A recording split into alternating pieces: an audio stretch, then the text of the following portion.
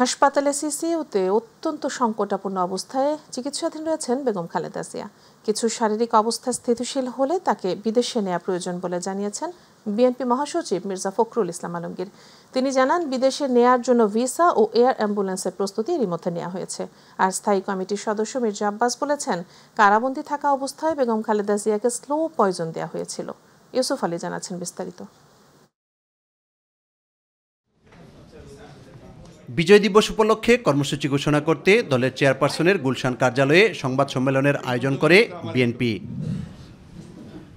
দলের মহাসচিব মির্জা ফখরুল ইসলাম আলমগীর বলেন, ডিসেম্বরের প্রথম দিনে বিজয়ের মশাল রোড শো শুরু হবে চট্টগ্রাম থেকে। বিভিন্ন বিভাগ ঘুরে মানিক মিয়া এভিনিউতে গিয়ে শেষ হবে।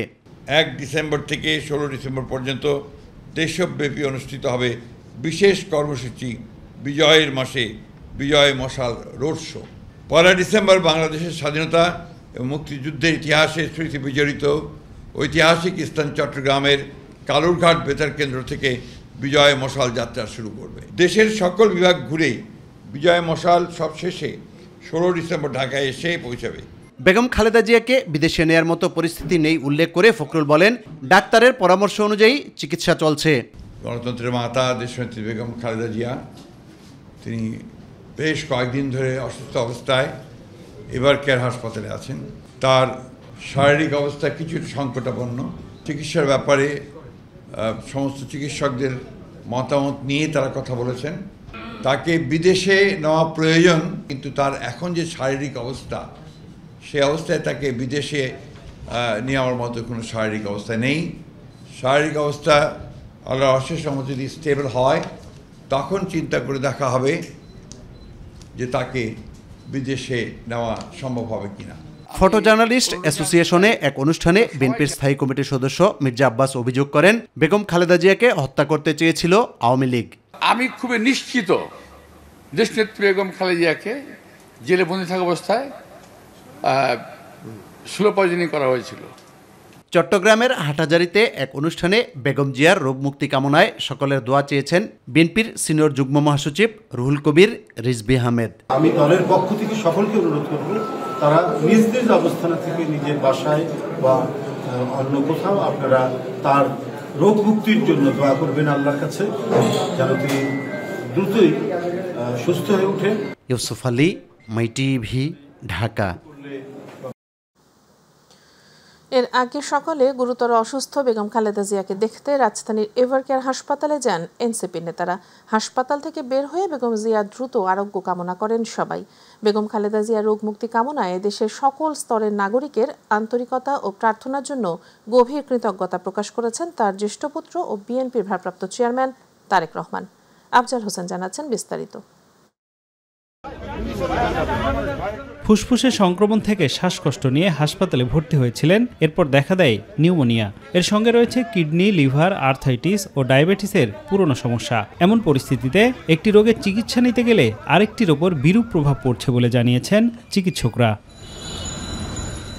গুরুতর অসুস্থ বিএনপি চেয়ারপারসন ও সাবেক প্রধানমন্ত্রী খালেদা জিয়াকে দেখতে হাসপাতালে যান এনসিপির নেতারা। এ সময় হাসনাত আবদুল্লাহ বলেন, হাসিনার ফাঁসি দেওয়ার আগ পর্যন্ত আল্লাহ যেন বেগম খালেদা জিয়াকে বাঁচিয়ে রাখেন।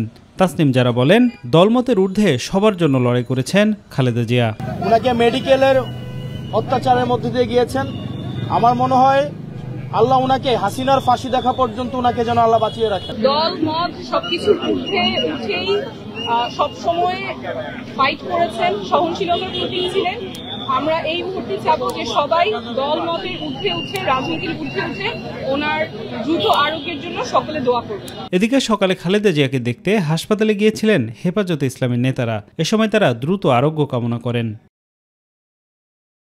খালেদা জিয়ার প্রতি সবার আন্তরিক দোয়া ও ভালোবাসার জন্য পরিবারের পক্ষ থেকে তার ছেলে ও দলের ভারপ্রাপ্ত চেয়ারম্যান তারেক রহমান সবার প্রতি কৃতজ্ঞতা জানিয়েছেন। তবে দেশে ফেরার বিষয়টি নিজের ইচ্ছার উপর নির্ভর করছে না বলে জানিয়েছেন তিনি।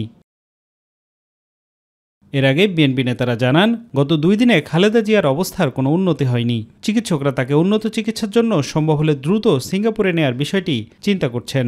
আমরা সবাই উদ্বিগ্ন, আমরা সবাই দোয়া করি যেন আমাদের প্রিয় নেত্রী তিনি যেন আবার সুস্থ হয়ে আবার আমাদের মাঝে আসতে পারেন। ম্যাডামের অবস্থা এখনো স্থিতিশীল আছে, ভালো হয়েছে বলা যাবে না, তবে কালকের তুলনায় ম্যাডামের অবস্থা খারাপ হয়েছে তাও বলা যাবে না। আফজাল হোসেন, মাই টিভি, ঢাকা। ছিলেন উনি, আজকেও বিএনপির ভারপ্রাপ্ত ভাইস চেয়ারম্যান তারেক রহমানের দেশে ফেরা নিয়ে সরকারের তরফ থেকে কোনো আপত্তি বা বিধিনিষেধ নেই বলে জানিয়েছেন প্রধান উপদেষ্টা প্রেস সচিব শফিকুল আলম। শনিবার নিজের ভেরিফাইড ফেসবুক অ্যাকাউন্টে দেয়া এক পোস্টে তিনি একথা বলেন। পোস্টে তিনি উল্লেখ করেন, তারেক রহমানের আজকের বক্তব্য যে এখনই দেশে ফেরার বিষয়ে সিদ্ধান্ত নেওয়ার সুযোগ তার জন্য অবারিত ও একক নিয়ন্ত্রণাধীন নয়। এটি উল্লেখ করে প্রধান উপদেষ্টা প্রেস সচিব জনাব শফিকুল আলমের কাছে জানতে চাওয়া হয় যে তার বাংলাদেশ প্রত্যাবর্তনের বিষয়ে সরকারের তরফ থেকে কোনো ধরনের বিধিনিষেধ রয়েছে কিনা। তিনি লিখেছেন, প্রেস সচিব জানান যে এ ব্যাপারে সরকারের তরফ থেকে কোনো বিধিনিষেধ অথবা কোনো ধরনের আপত্তি নেই। তিনি আরও উল্লেখ করেন যে বেগম খালেদা জিয়ার শারীরিক অবস্থা নিয়ে প্রধান উপদেষ্টা প্রফেসর মোহাম্মদ ইউনূস ইতোমধ্যেই গভীর উদ্বেগ প্রকাশ করেছেন এবং তার জন্য দেশবাসীর কাছে দোয়া চেয়েছেন।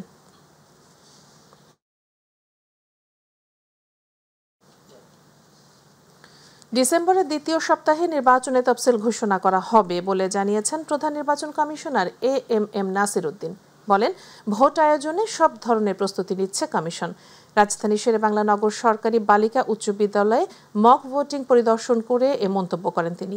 সিইসি বলেন, সুন্দর, গ্রহণযোগ্য ও অংশগ্রহণমূলক নির্বাচন করতে মক ভোটের পরিস্থিতি পর্যবেক্ষণ করে সেই বাস্তবতায় জাতীয় নির্বাচন করা হবে। গণভোট নিয়ে এখনও প্রচারণা শুরু হয়নি জানিয়ে সিইসি বলেন, সরকার ও ইসি গণভোট নিয়ে ব্যাপক প্রচারণা করবে।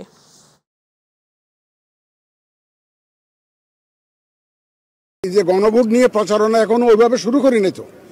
একটা সরকার এবং ইলেকশন কমিশন মিলে ব্যাপক প্রচারণা চালাবে এই গণভোট নিয়ে। গণভোটের যে বিষয়গুলো, এটা আমাদের একটা প্রচারণার বিশাল অংশ জুড়ে থাকবে। প্রচারণাটা যখন শুরু হবে তখন না আপনি বুঝতে পারবেন যে মানুষ জানলো কি জানলো না। মাত্র অধ্যাদেশটা হলো গত মঙ্গলবার দিন, অধ্যাদেশটা হলো, আইনটা হলো। আইন হওয়া মানে হচ্ছে ইলেকশন কমিশনকে অথরাইজ করা টু কন্ডাক্ট দি রেফারেন্ডাম। এই যে অথরাইজ হওয়ার পরেই তো আমরা কাজ শুরু করেছি সিরিয়াসলি। আদারওয়াইজ আমি তো আইন দ্বারা যদি অথরাইজ না হই আমি তো কাজ করতে পারি না। আমার তো আইন দিয়ে শাসনতন্ত্র দিয়ে চলতে হয়। ডিসেম্বরের শুরুতেই চূড়ান্ত প্রার্থিতা ঘোষণা করতে যাচ্ছে জামায়াত ইসলামী আন্দোলন সহ 8টি রাজনৈতিক দল। সমঝোতার মাধ্যমে প্রতিটি আসনে একজন করেই প্রার্থী দেবে সমমনা এসব রাজনৈতিক দল। একই সাথে নারীদের ক্ষেত্রেও সরাসরি ভোট করার চিন্তা নিয়ে এগাচ্ছে দলগুলো। শীর্ষ নেতারা বলছেন, আসন সংখ্যা তাদের কাছে মুখ্য বিষয় নয়, এক বাক্সে ভোট আনার লক্ষ্যেই কাজ করছেন তারা। ইলিয়াস মাদবরের রিপোর্ট। নির্বাচনের দিনক্ষণ যতই ঘনিয়ে আসছে ততই পাল্টাচ্ছে রাজনৈতিক হিসাব নিকাশ। এরই মধ্যে সমঝোতার ভিত্তিতে একসাথে নির্বাচন করার ঘোষণা দিয়েছে জামায়াত সহ 8টি রাজনৈতিক দল। নিজেদের মতো করে দলগুলো প্রায় সকল আসনেই ঘোষণা করেছে প্রার্থী। ঐক্যবদ্ধভাবে নির্বাচন করলে কোন দল কতটি আসনে নির্বাচন করবে তা জানান দলগুলোর শীর্ষ পর্যায়ের নেতারা। আসন বণ্টন আলোচনার বিষয়, আলাপ আলোচনা করে আমরা দেখুন এখানে কিছু হলো সিনিয়র লিডার আছে যাদেরকে অ্যাওয়ার্ড করার সুযোগ নেই। যেসব আসন থেকে বিজয়ের সম্ভাবনা যার আছে সেটা আমরা আলোচনা করে ঠিকব কার কী অবস্থা। অনেক আশাপূর্ণ হবে না, কেউ বঞ্চনার শিকার হতে পারে, কারো প্রাপ্তি বেশি হতে পারে। এর জন্য আমরা আগে সব এক জায়গা করে এই রিপোর্টগুলো এক জায়গা করে দেখব যে আসলে কোথায় কাকে দিলে বিজয়ী হওয়ার সম্ভাবনা আছে। আমরা সেভাবে বিবেচনার ভিত্তিতে দিয়ে দেবো। 80% সিটে কোনো সমস্যা দেখা দেবে না, ক্ল্যাশ হবে না। 20% সিটে ক্ল্যাশ হওয়ার সম্ভাবনা আছে। দেখা যাবে উভয় দলের কেন্দ্রীয় নেতা আছে সেখানে, উভয় দলের প্রার্থীযোগ্য, এই সমস্ত ইস্যু দেখা দেবে। তো এগুলো হয়তো নেগোশিয়েট করতে হবে এবং এটা চূড়ান্ত করতে সময় লাগবে। সমঝোতার ভিত্তিতে দলগুলোর চূড়ান্ত প্রার্থিতা কবে নাগাদ ঘোষণা করা হবে তাও জানান নেতারা। ডিসেম্বরের প্রথম দিকে এক সপ্তাহের মধ্যেই যাতে আমরা জাতির সামনে স্পষ্ট করে বলতে পারি কিনা চেষ্টা করতেছি। মিলেমিশে একসাথে সমঝোতার ভিত্তিতে ইলেকশন করব। আমাদের জোট ফরমালি হবে না, আভ্যন্তরীণভাবে একটা বোঝাপড়া থাকবে। প্রার্থীর অবস্থা, সামর্থ্য, তারপরে সেই সমস্ত দলের কর্মী বাহিনী, সাংগঠনিক অবস্থা, এগুলো বিবেচনা করে প্রার্থী বাছাই করা হবে। প্রতিটি দলই কম বেশি নারীদের সরাসরি নির্বাচনের মনোনয়ন দেয়। এক্ষেত্রে ইসলামী দলগুলোর ভাবনা জানতে চাই তাদের কাছে। এইবার বলা হয়েছে জুলাই সনদে সরকার সরাসরি নারীদের প্রার্থী করার ব্যাপারে উদ্বুদ্ধ করবে।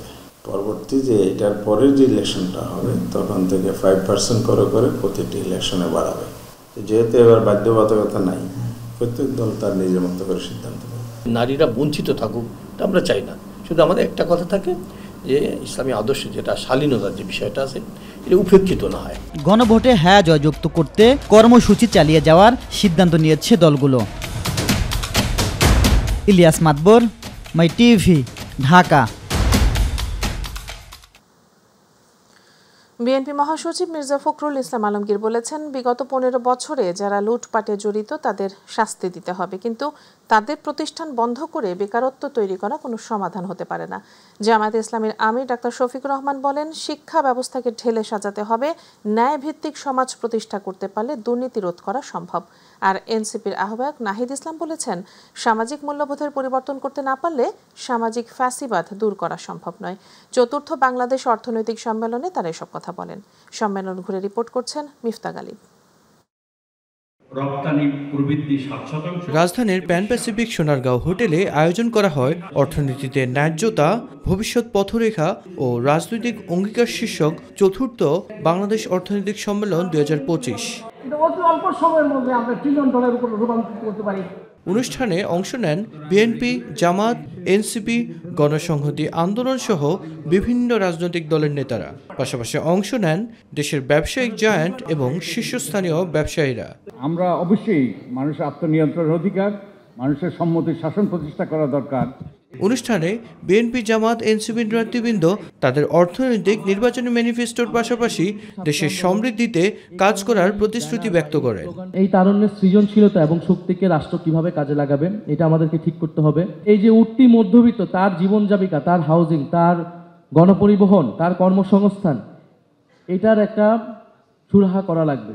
বাংলাদেশের অর্থনীতিতে বাংলাদেশের প্রত্যেকটি নাগরিকের একটা অংশগ্রহণ থাকতে হবে, এবং সেই অংশগ্রহণ করতে গেলে যেই ধরনের অর্থনীতি বিগত দিনে চলে আসছে, আমাদেরকে সেই অর্থনীতি থেকে সরে একটা নতুন অর্থনৈতিক মডেলের কথা চিন্তা করতে হবে।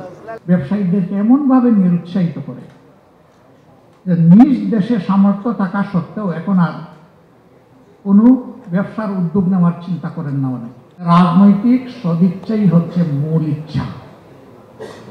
এ জায়গা ঠিক হলে আমি বিশ্বাস করি সমাজ ঠিক হবে। আমাদের কৃষকেরা যেন ভালো থাকে, তার সমস্যার সমাধান যেন করা যায়, আমাদের শ্রমিকেরা তারা যেন তাদের শ্রমের ন্যায্য মূল্য পায়, এবং অর্থনীতিতে যেন একটা স্টেবিলিটি, একটা স্থিতি অবস্থা থাকে, এবং ম্যাক্রো ইকোনমিক্সটা যেন শক্ত হবে দাঁড়ায়। পরে প্রধান অতিথি হিসেবে বাংলাদেশ ব্যাংকের governor doctor Ahsan H Mansur জানান, ইকোনমিক জাস্টিস নিশ্চিত করে যারা দেশের সম্পদ এবং টাকা পাচার করেছে তাদের ছাড় দেওয়া হবে না। ইকোনমিক জাস্টিস বা ন্যায্যতা নিয়ে কথা হয়েছে।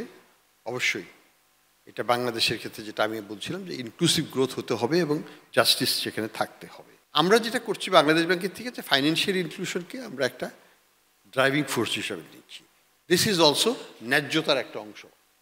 আমরা মনে করি যে এখন পর্যন্ত 66% মতো জনগণ ফাইন্যান্সিয়াল সেক্টরের সাথে, ফর্মাল ফাইন্যান্সিয়াল সেক্টরের সাথে সম্পৃক্ত আছেন।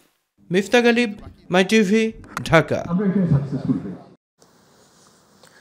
প্রধান উপদেষ্টার কার্যালয়ে প্রধান উপদেষ্টা প্রফেসর মোহাম্মদ ইউনূসের সভাপতিত্বে উপদেষ্টা পরিষদের একটি বিশেষ সভা অনুষ্ঠিত হয়েছে। সভায় বৈদেশিক অনুদান রেগুলেশন অধ্যাদেশ 2025 এর খসড়ার নীতিগত চূড়ান্তভাবে অনুমোদন হয়। এই সংশোধনের ফলে বর্তমান আইনের কয়েকটি ধারায় পরিবর্তন এসেছে। এখন থেকে বছরে 50 লাখ টাকা পর্যন্ত অনুদানের ক্ষেত্রে আর অনুমোদনের কোনো প্রয়োজন হবে না। এছাড়াও পুলিশ কমিশন অধ্যাদেশ 2025 এর খসড়ার অধ্যাদেশ আরও বিস্তারিতভাবে এবং সংশোধিত আকারে পরবর্তী পরিষদ সভায় উত্থাপনের নির্দেশ দিয়েছে উপদেষ্টা পরিষদ।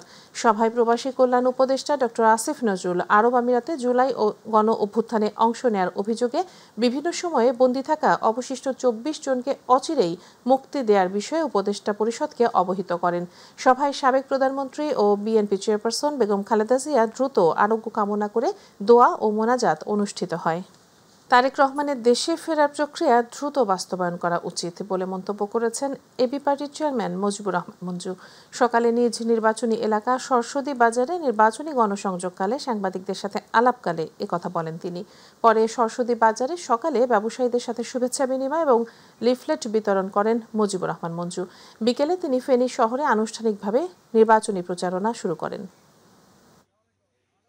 আমরা অনুরোধ করব যে প্রতিকূলতাটা আছে বা যেই বাধাটা আছে, এই বাধাটা এবং সিদ্ধান্তের যে জায়গাটায় ব্যারিয়ারটা আছে সেটা আশা করি দূর হবে এবং দূর যেখানে যারা এর সাথে জড়িত বা যারা এই সমন্বিত সিদ্ধান্তের সাথে সম্পৃক্ত, আমরা চাই সবাই মিলে সেই সিদ্ধান্তগুলো অবমুক্ত হোক। আগামী নির্বাচনে কালো টাকার খেলা বন্ধ করার কোনো উদ্যোগ ইসির পক্ষ থেকে এখনো দৃশ্যমান নয়। তাই ত্রয়োদশ নির্বাচনকে কেন্দ্র করে এক ধরনের জবরদস্তি চলছে বলে মন্তব্য করেছেন বাংলাদেশ ওয়ার্কার্স পার্টির সাধারণ সম্পাদক সাইফুল হক। সকালে এক অনুষ্ঠানে প্রধান অতিথির বক্তব্যে তিনি কথা বলেন। যারা অনির্বাচিত সরকার দীর্ঘায়িত করতে চায় তারা জাতীয় নির্বাচনে ভণ্ডুলে তৎপর রয়েছে বলেও মনে করেন সাইফুল হক।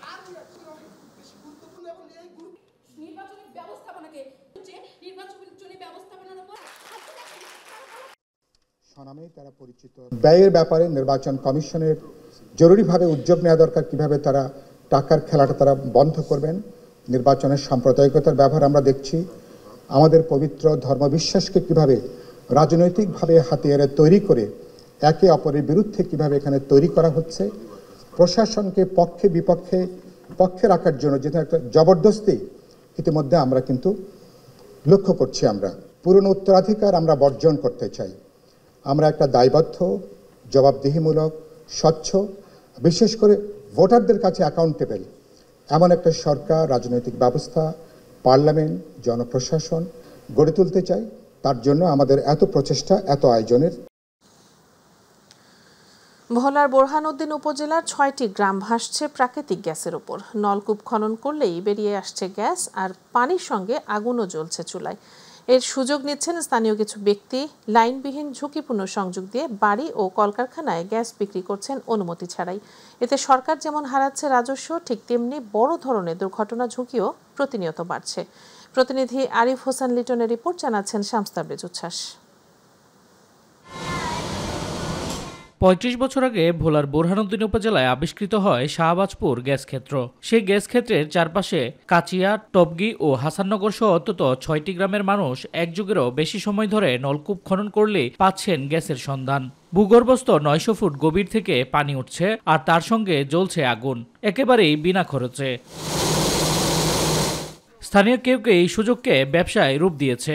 নলকূপে ড্রাম, কম্প্রেসার আর সিলিন্ডার বসিয়ে বিভিন্ন বাড়িতে গোপনে দিচ্ছেন গ্যাস সংযোগ। এমনকি কিছু কলকারখানায়ও চলছে অনুমোদনহীন গ্যাস লাইন। ছড়ানো ছিটানো এসব সংযোগে যে কোনো সময় ঘটতে পারে বড় ধরনের দুর্ঘটনা। আমি ওখানে একজন স্থানীয় লোক, আমি পাইতেই পারি, ফ্রি পাইতে পারি, হ্যাঁ, কিন্তু ফ্রিটা আমি নিতে গিয়ে যে আমি বিভিন্নভাবে যে অপচয়টা করি, এটা তো আমার রাষ্ট্রের জন্য ক্ষতিকর। আমরা এই যে পাইপগুলো আছে না, যে পাইপগুলো দেখছেন, এই পাইপগুলোর মাধ্যমে আমরা গ্যাস আনি। আমরা 22টা কল আনছি, 22টা কল আমরা করে ভাড়া দিয়ে দিছে কল। এদিকে ভোলা সদর সহ অন্যান্য উপজেলায় বহু পরিবার দীর্ঘদিন আগে টাকা জমা দেওয়ার পরেও পাচ্ছেন না আবাসিক গ্যাস সংযোগ। তাই বৈষম্যের অভিযোগ তুলছেন সাধারণ মানুষ। দ্রুত বিষয়টি তদন্ত করে সমন্বিতভাবে সমাধানের দাবি এলাকাবাসীর। এটা হচ্ছে আল্লাহর দানীয় সম্পদ, ঠিক আছে। এটা হচ্ছে এক একজন নিজের অর্থায়নে কল কিনে এটা গাড়া হয়, তার পরিপ্রেক্ষিতে আপনার হচ্ছে অটোমেটিকলি পানি এবং গ্যাস ওঠে। গ্যাস টাকা দিয়ে কিনি না, কল বসাইলেই গ্যাস ওঠে। সেই গ্যাস দিয়ে আমরা দোকান চালাই, বাসার গ্যাস চালাই। উপজেলা প্রশাসন বলছে ঊর্ধ্বতন কর্তৃপক্ষের সাথে বিষয়ে যোগাযোগ করে ব্যবস্থা নেওয়া হবে। সে ব্যাপারে কি করা যায় সেটা আসলে আমার মনে হয় একটা সামগ্রিক রিসার্চের প্রয়োজন আছে। এটা হয়তো রাষ্ট্র সিদ্ধান্ত নেবে, আমরা সে আলোকে পরবর্তীতে ব্যবস্থা গ্রহণ করব। বাপেক্সের দাবি, গ্রামাঞ্চলে নলকূপে যে গ্যাস পাওয়া যাচ্ছে তার কোনো সংযোগ শাহবাজপুর গ্যাস ক্ষেত্রের নলকূপের সঙ্গে নেই। যার যার এলাকায় একটা টিউবওয়েল গেলে আমাদের পারমিশন নেই, এটা হয়তো ওরা থানা বা অন্য জায়গা থেকে নিতে পারে। গ্যাস ফিল্ডের সঙ্গে যেহেতু এটা সংশ্লিষ্টতা নাই, ওই জন্য এটার ব্যাপারে ওরা আমাদের থেকে কোনো পারমিশন নেয় না। ভোলায় 3টি গ্যাস ক্ষেত্রে মজুদ রয়েছে প্রায় 2.4 ট্রিলিয়ন ঘনফুট গ্যাস। প্রতিদিন 3টি বিদ্যুৎ কেন্দ্র সহ বিভিন্ন সরকারি বেসরকারি প্রতিষ্ঠানে সরবরাহ করা হচ্ছে প্রায় 70 মিলিয়ন ঘনফুট গ্যাস, অথচ জেলার বেশিরভাগ পরিবার আজও বঞ্চিত আবাসিক সংযোগ থেকে। শামস তাবরিজ উচ্ছ্বাস, মাই টিভি নিউজ ডেস্ক। প্রাথমিক ও গণশিক্ষা উপদেষ্টা অধ্যাপক ডাক্তার বিধান রঞ্জন রায় পোদ্দার নিশ্চিতভাবে বলেছেন, জানুয়ারির শুরুতে প্রাথমিক শিক্ষার্থীরা সব বই পাবে। এখনই জেলা পর্যায়ে অনেক বই চলে গেছে। সকালে ভোলা জেলা প্রশাসকের হলরুমে এক সেমিনার শেষে সাংবাদিকদের তিনি একথা বলেন। এ সময় তিনি আরও বলেন, যেসব প্রাথমিক বিদ্যালয়ে ভোট কেন্দ্র হবে সেগুলো মেরামত করার জন্য নির্দেশ দেওয়া হয়েছে। প্রধান শিক্ষকদের আমরা 10ম গ্রেড দিতে পেরেছি এবং তাদের 2য় শ্রেণীর কর্মকর্তার মর্যাদা দিতে পেরেছি। এটা আমরা সক্ষম হয়েছি। নিশ্চয়তা সহকারে বলতে পারি অবশ্যই সব বই পাবেন, কারণ এখনই জেলা পর্যায়ে বেশিরভাগ বই চলে এসেছে। ফলে অবশ্যই জানুয়ারির শুরুতেই সব বই পেয়ে যাবে। আমাদের যে বিদ্যালয়গুলো ভোট কেন্দ্র হবে সেগুলো মেরামতের জন্য নির্দেশ দেওয়া হয়েছে। টাঙ্গাইল অ্যাসোসিয়েশন উত্তরার বার্ষিক সাধারণ সভা 2024-25 অনুষ্ঠিত হয়েছে। উত্তরা 3 নম্বর সেক্টরের একটি কমিউনিটি সেন্টারে অনুষ্ঠিত সভায় সভাপতিত্ব করেন খন্দকার ইলিয়াস হোসেন। অনুষ্ঠানে প্রধান অতিথি হিসেবে উপস্থিত ছিলেন বাংলাদেশ টেক্সটাইল বিশ্ববিদ্যালয়ের উপাচার্য অধ্যাপক ডক্টর মোহাম্মদ জুলহাস উদ্দিন। বিশেষ অতিথি ছিলেন প্রকৌশলী ডক্টর মোহাম্মদ আবুল হোসেন তুহিন এবং অধ্যাপক ডাক্তার এম আব্দুস সামাদ। এছাড়া অ্যাসোসিয়েশনের অন্যান্য সদস্য, কমিটি ও উপদেষ্টা মণ্ডলীর সদস্যরা এ সময় উপস্থিত ছিলেন।